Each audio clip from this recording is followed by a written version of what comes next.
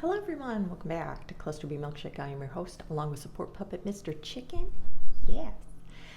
Today we're going to talk about what happens when you forgive a cheater. I'm itching my nose. This means I'm uncomfortable? I'm a diagnosed narcissist with antisocial personality disorder, and we're going to talk about garbage behavior. And how, from my perspective, how I want you to behave and how I have behaved when I was cheated on, okay? And forgave my person. And as you may know or not know, there is no forgiveness with a narcissistic person, okay? We're just going to keep that filed away to use against you later, or it's going to be okay that we cheat on you if you cheated on us first, okay? Or even if we find out that you cheated and we were doing shady shit on the down low, but you do not know, if you do find out, we get to throw that in your face. Yes, okay. So, if you find out that your narcissistic person has cheated, never bring it up again. If you are going to forgive them and let them be back in your space, in your atmosphere, in your universe, in your home, you don't bring it up anymore. Now, what you are doing is you are keeping the memory of the cheat alive. So say that you found out that I was doing shady shit behind your back. Now, say I do want to not be around this person anymore, meaning that I have already given up the cheat, that it has been in the rearview mirror for a while. Because if the cheat is still going on, they're not giving that up. They're going to find different ways to do covert shit to get back in cheaty attire with this person. They're going to keep that person on the back burner. That person is still in love with the narcissist. They think that they have this romantic, keep lovers apart, Romeo and Juliet bullshit. So what you have to do if you find out about that bullshit is let them go. Let them go be with the cheat.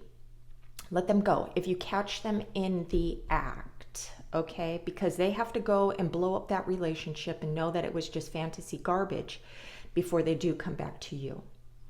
Now, if you found out later that they were cheating and you just find out about it now, or, it was the narcissist's decision to not be with this person anymore, and you keep throwing it in their face, asking, are they contacting you? Are they contacting you? Or, you're going through their shit all the time. You're looking at their phone. You're playing detective and stuff like that. You are keeping the memory alive of the cheat. And we cannot focus on you and I. Even if you cannot stop a narcissist from daydreaming, from ruminating about their cheat. It's never going to happen. You have to gaslight yourself, block that shit off, and only concentrate on the relationship. You do want them to see your partnership as a whole, not fragmented. Every time you bring up the cheat, you're reminding them about sexy time and romance with somebody else. You are reminding them that things can be better with this new person, because this new person isn't nagging them, isn't shaming them, isn't bringing up their infractions. You're making the cheat look better than you.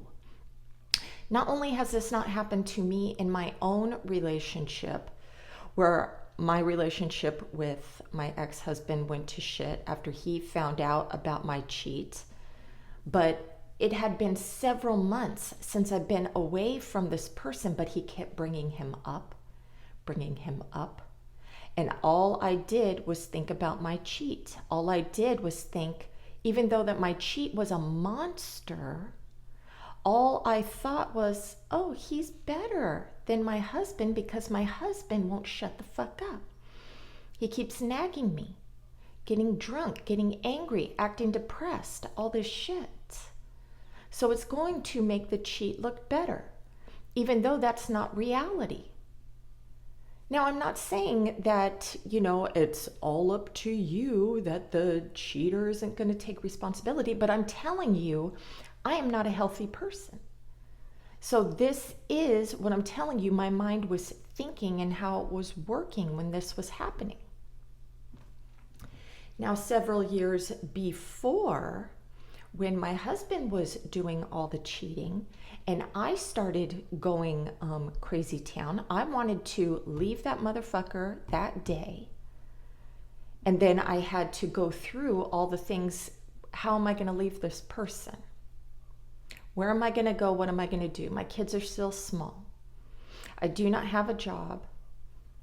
I'm going to have to do carpool, this, that, and the other thing. And I said, well, it's easier to fake forgiveness, stay with this motherfucker, so I don't have to go through the stress. I don't. I'm not going to fall back in love with my partner. That's gone. Any care is gone. So I have to fake a good wife to stay with this person. I have to not look up and look for more shady shit. I did threaten him and say, this ever happens again, I'm going to smear the shit out of you to everyone. I'm going to ruin your fucking life. So if you're serious about not doing shady shit because you are blaming me for not giving you attention, okay, I'll fake attention for you. But if you do it again, it's over for you. And he agreed. I also told him that he needs, if he is going to do shady shit, he better be the best secret keeper on the planet. And he better do it when he's out of the house, and he better fake a good husband when he's home. And the reason why I said that is because I'm going to be faking a good wife. Now, we want you to have blind trust again right away. You don't bring up old stuff, you go right back to the way things were. This is how I faked it with my husband, and this is what I wanted him to do with me. I wanted him to fake a good husband for me. He couldn't do it. He couldn't do it.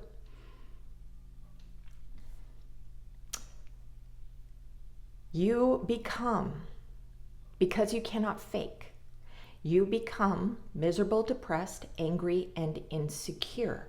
So how are you the prize? How do you look better than the cheat? You don't. You're now this broken thing. And I know that you're pissed off that I'm saying these things, but I'm telling you from my perspective, how are you a valuable commodity in my life when all you do is bringing me stress, making me feel like shit constantly? I'm not taking responsibility for what I've done. I'm not going to dig deep into my own insecurities and my vulnerabilities that I cannot connect with anyone to where to make you understand, because you're never going to understand. You just think that I'm this selfish person who just want to get my needs met, which is true.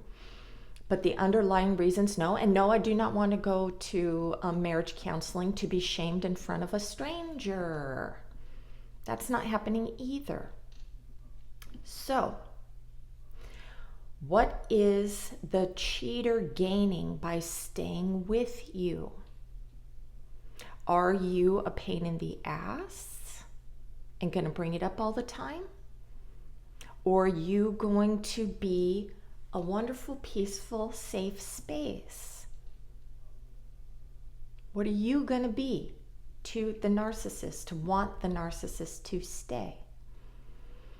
That is what you're in for when you're with somebody who cheats, narcissists or not. Now, there's people out there that are like, all people who cheat are narcissists, and that's not real. They do not have a mental illness just because they're cheating. They do have intimacy issues. They are selfish because they're not thinking about you. They may have, they want excitement in their life, but let me tell you, cheating is stressful. It's not always a good time. And then you always wonder if you're going to get caught and your whole life is going to crumble. So there's that too. So don't think that a cheater's just going off and having a good time and whatever, but it's what's going to happen when they're found out. How are they going to fix it?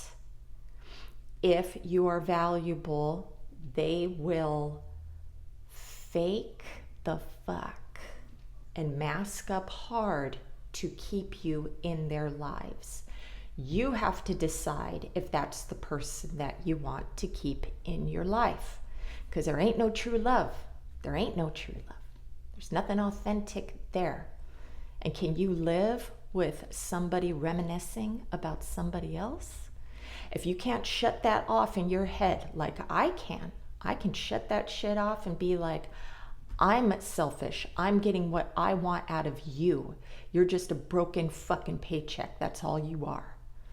Then I will stay. Okay? Okay. So look deep, y'all, and have a great day after this truth bomb. Namaste.